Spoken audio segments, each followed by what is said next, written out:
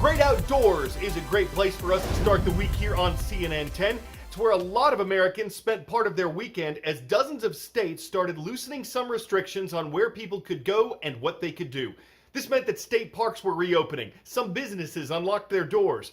Not everyone was out just to soak up the spring air or take a hike. In states like California, where strict stay-at-home orders are still in place, protesters turned out to pressure the state government to relax its rules.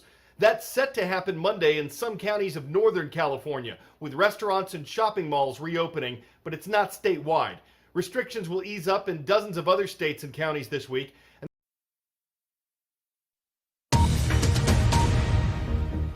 Donald Trump has said he hopes the presidential election in November turns into a referendum on his response to the coronavirus pandemic because he believes he's done a great job.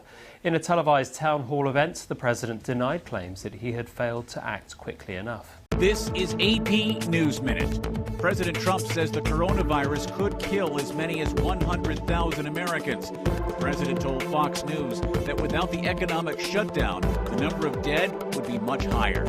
The 100 U.S. senators are expected to meet in Washington Monday for the first time since March. A new coronavirus aid package is not on the Senate agenda. The body of a 66-year-old paramedic was brought home to Colorado with honors on Sunday. Paul Carey had volunteered to work in New York until he became ill and died of the coronavirus. A police officer and a hit-and-run suspect were both killed in a shootout near Kansas City.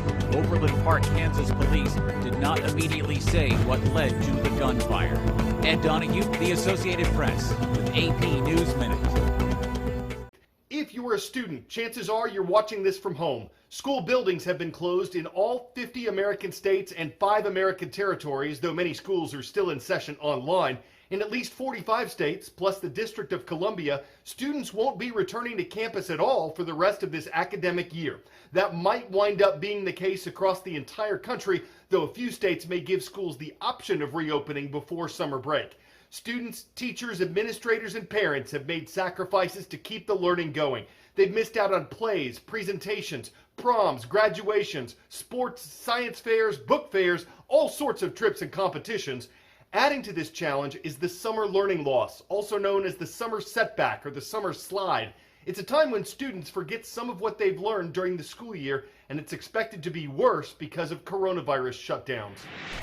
Some of the measures being considered to allow workplaces to open again have been seen by BBC News, and they include strict rules to protect the health of staff while at work.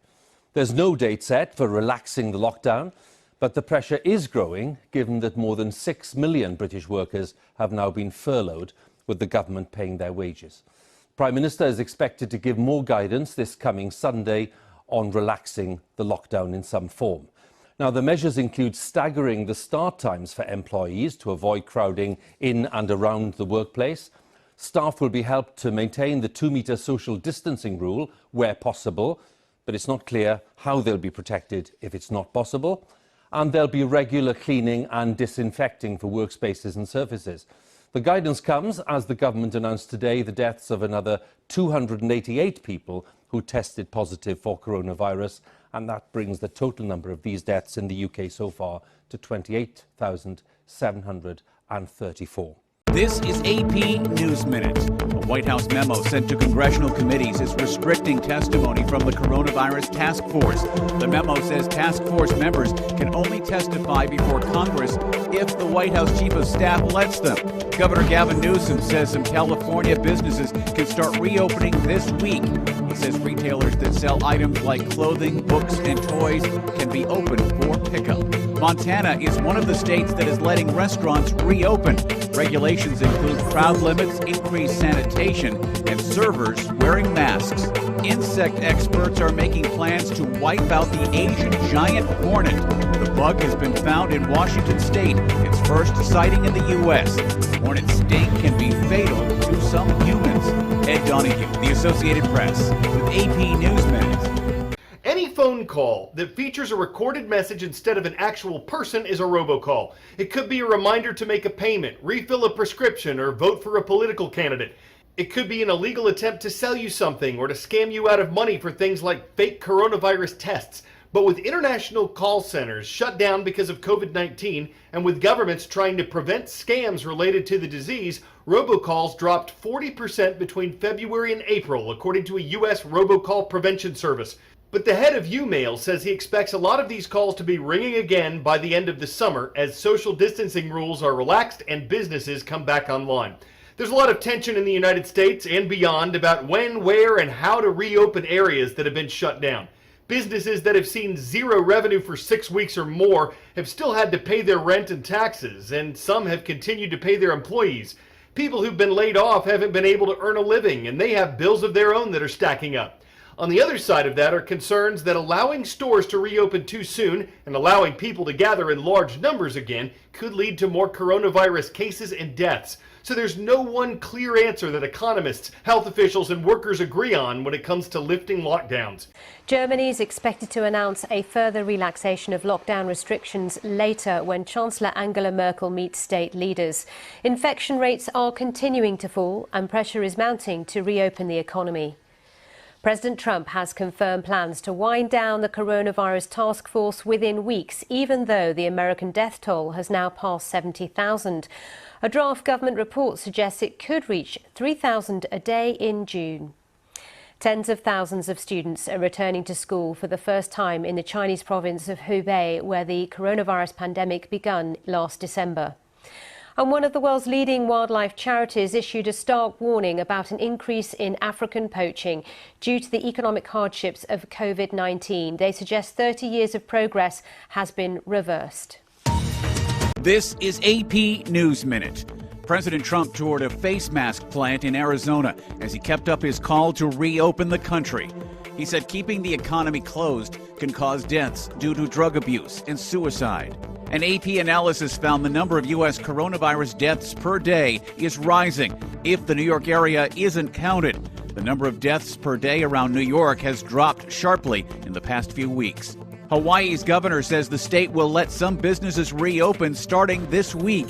He says Hawaii has confirmed fewer than 10 new COVID-19 cases per day for over 2 weeks.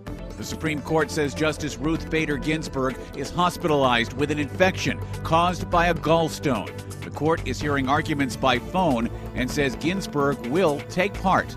Ed Donahue, The Associated Press, with AP News Minute. It'll carry 2 astronauts to the International Space Station. That's been done many times before. What's different this time around is how they'll get there. They'll be launching from American soil for the first time since 2011. They'll be launching in a newly designed spacecraft for the first time since 1981, and they'll be launching aboard a SpaceX capsule for the first time ever. SpaceX is a private company that has received billions of dollars from NASA. It's been able to carry out space missions much less expensively than the U.S. government agency. The SpaceX capsule is named the Crew Dragon, and if everything goes according to schedule, May 27th will be the first time it carries people into orbit. Until 2011, the Space Shuttle was the vehicle NASA used to get people from A to beyond. It was a large winged ship attached to giant rocket boosters. The Crew Dragon looks more like the Russian Soyuz capsule that's been used to launch NASA's astronauts since the Space Shuttle program shut down. According to Space.com, NASA pays $86 million for every astronaut who launches aboard the Russian Soyuz. It'll cost around $55 million for each astronaut aboard the SpaceX Crew Dragon. This is AP News Minute. The United Nations is now calling for $6.7 billion to fight the coronavirus in the world's poorest nations. The UN's humanitarian chief says there's evidence of food supplies running short in poverty-stricken countries. The Centers for Disease Control and Prevention put together documents to guide local officials reopening the country. A CDC official anonymously tells the Associated Press the Trump administration will not let the documents be released. Agriculture Secretary Sonny Perdue says stores should be fully stocked with meat in about a week. Concerns about a meat shortage came after the coronavirus forced some meat plants to close. 2 wildfires in the Florida Panhandle have forced hundreds of people to evacuate their homes. The State Forest Service says both fires have destroyed multiple structures. Ed Donahue, The Associated Press, with AP News Minute.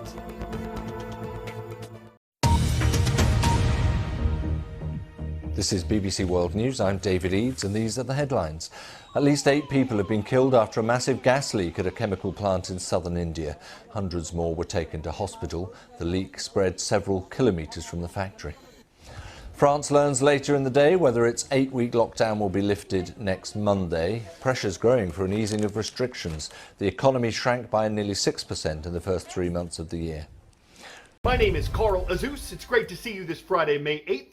The U.S. government's monthly jobs report is due out today. It gives a snapshot of 2 major factors in the economy: the number of jobs gained or lost from the month before, and the unemployment rate from the month before, the percentage of American workers who didn't have a job. Economists expect the report will have a lot of bad news as far as those statistics go. They predict that roughly 22 million jobs were lost last month as the U.S. shut down because of coronavirus fears, and they think that the unemployment rate jumped to 16%. This is AP News Minute.